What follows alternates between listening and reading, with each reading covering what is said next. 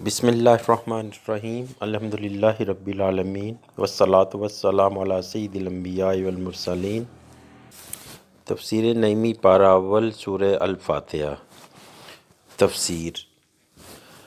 حدیث شریف میں وارد ہے کہ رب اولا قیامت کے دن ہم کو اپنی خاص حمد الہام فرمائے گا۔ ہم سجدے میں ان سے رب کی حمد کر کے اپنی امت کی شفاعت کریں گے۔ حقیقت بھی یہ ہے کہ آج ہندو، عیسائی، سکھ، آریے وغیرہ تمام کفار اپنے اپنے خیال میں خدا کی تعریف کرتے ہیں، مگر ان میں سے کسی کی حمد قبول نہیں۔ ان مسلمانوں ہی کی قبول کیوں ہے؟ صرف اس لیے کہ مسلمان محبوب علیہ السلام کی بتائی ہوئی حمد کرتے ہیں، اور وہ لوگ ان سے علیحدہ ہو کر، یا اس کا مطلب یہ ہے کہ وہ حمد خدا کے ہاں مقبول ہے جو اس کے محبوب علیہ السلام کی نعت کے ساتھ ہو۔ جو حمد الہی نعت مصطفیٰ علیہ السلام سے خالی ہو مردود ہے۔ شیطان کی ساری عبادتیں بیکار ہو گئیں۔ تمام کفار کی ساری حمدیں غیر مقبول کیوں؟ اس لیے کہ اس میں نعت کی چاشنی نہیں۔ اس لیے کلمہ نماز، خطبہ، اذان غرض کے مسلمانوں کی کوئی عبادت حضور علیہ السلام کی نعت سے خالی نہیں۔ خدا کا ذکر کرے، ذکر مصطفیٰ نہ کرے، ہمارے منہ میں ہو ایسی زباں خدا نہ کرے۔ حمد خدا روحانی غذا ہے، اور نعت مصطفیٰ علیہ السلام اس کا نمک ہے۔ بغیر نمک ساری غذا بیکار، بغیر نعت مصطفیٰ علیہ السلام ساری حمد غیر مقبول ہے۔ یعنی واقعہ میں تو سب حمد اللہ ہی کی ہیں، لیکن مقبول حمد وہی ہے جو حضور صلی اللہ علیہ وآلہ وسلم کی بتائی ہوئی ہو۔ تیسرے معنی اس کے یہ بھی ہو سکتے ہیں کہ وہ خاص حمد اللہ کی ہے، یعنی ساری مخلوق میرے محبوب علیہ السلام کی حمد و ثنا کرے، مگر جیسی چاہیے ویسی نہیں کر سکتی۔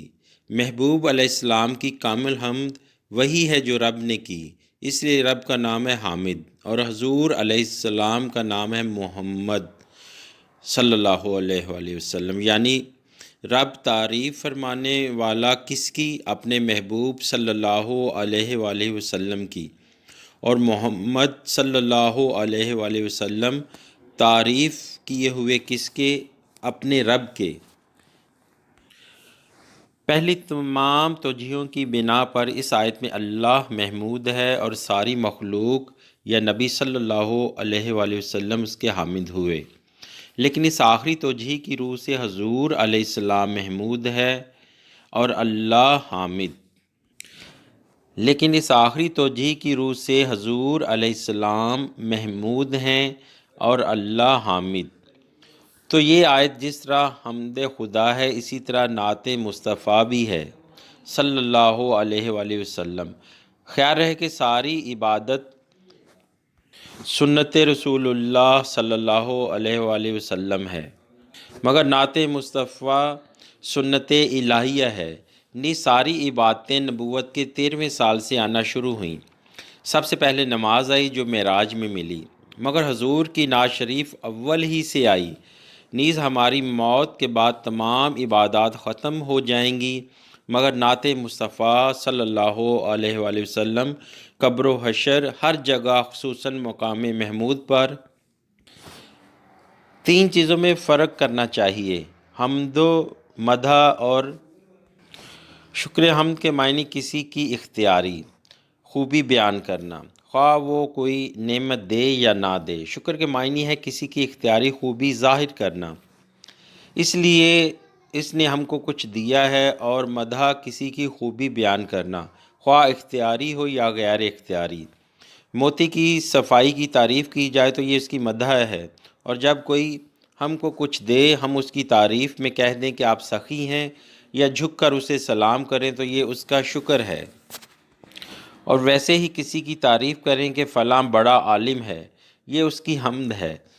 لیکن اس آیت میں لفظ حمد تینوں معنی کو شامل ہے، اسی لیے آگے اللہ کا نام ذاتی اور اس کی کچھ صفتوں کا ذکر کیا گیا ہے۔